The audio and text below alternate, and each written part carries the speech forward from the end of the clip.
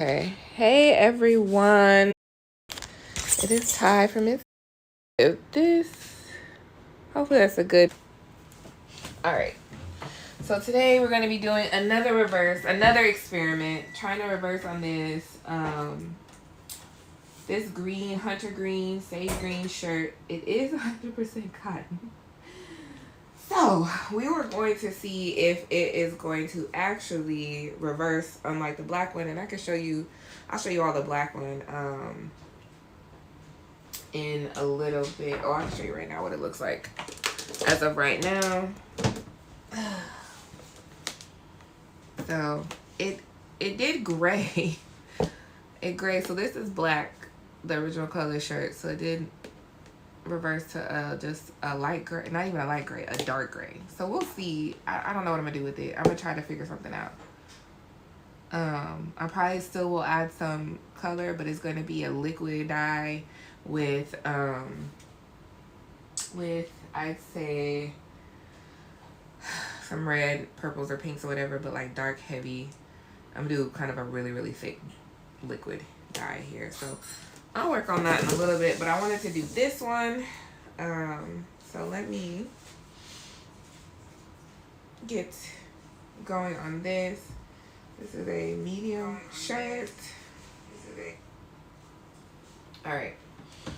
So again, I wanted to just always have my camera so I can make sure y'all seeing a good view. I'll move it up a little bit. All right. So I'm going to do, forward a little bit so you can see the edge of what I'm working on.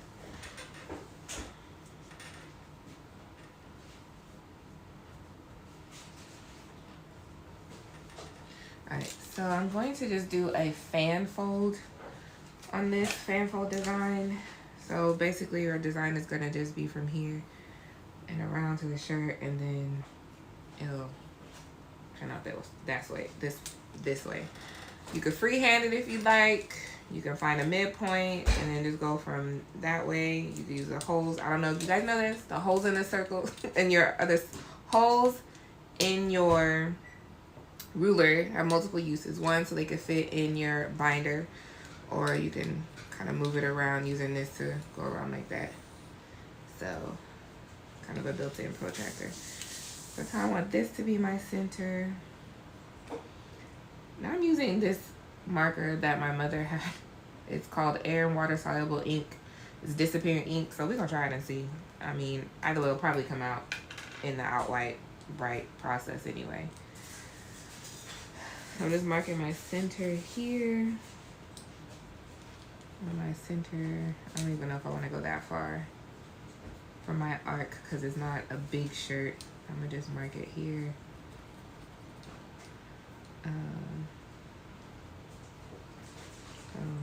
And then just hold this side and come around,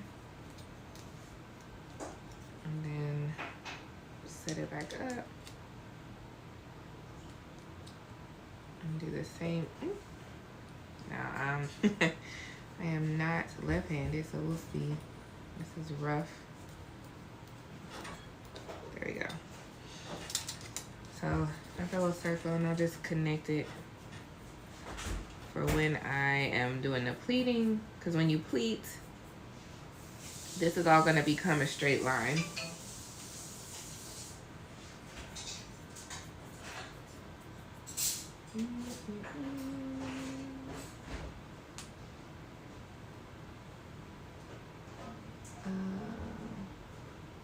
Okay. So we're going to pleat around here. Well, I was kind of wondering if I want my circle to kind of go just a little bit wider so it's like fully half the shirt. So that I have my line out here. So that it's part of the sleeve. You know what? No, we're not going to make this difficult today.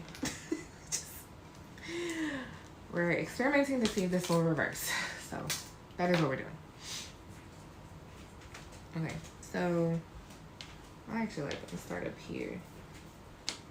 And I'm just pleating. It's easier to pleat when it's a little bit damp because then your pleats end up staying. But when it's dry, they kind of move where they want to, but you just kind of hold it and turn.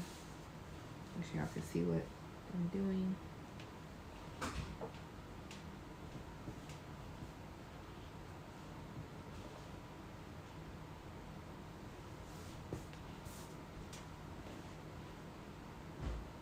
I kind of want the pleats to be roughly the same size.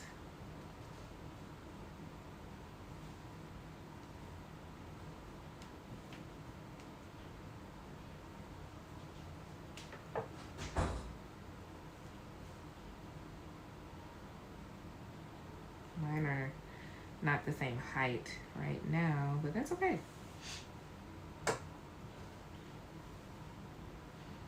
And once you get into doing this, you'll figure out if what's best, your best technique for pleating, whether you pull the fabric to you or you push the fabric away from you. Because you pushes is like you're pushing it like this, but what I'm doing right now, since it's dry, I tend to do the pull method, pulling it towards me.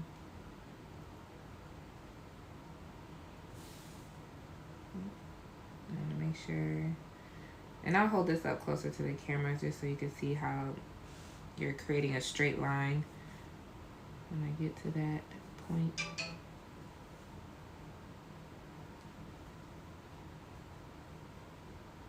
Okay.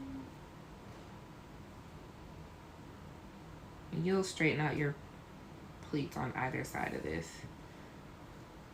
But getting this first, your main pleat in, or your main line done, and then you'll come back and straighten all these.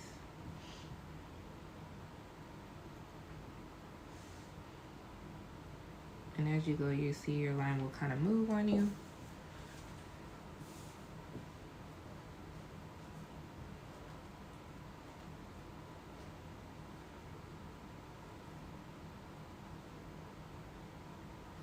And you could use like things like this, maybe not as tight as ones, but one of the looser ones to kind of hold your pleats while you're doing them, like that. So let's see. Since this is dry, I'll show y'all how you use it. Let me get these pleats straight.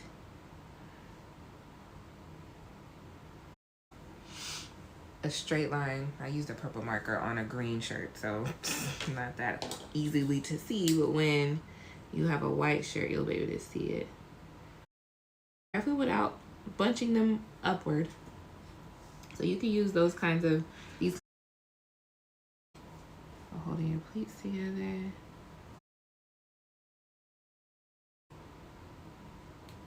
So I changed the title of this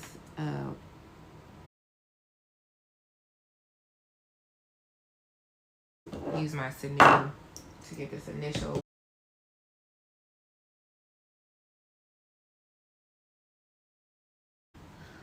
Boston.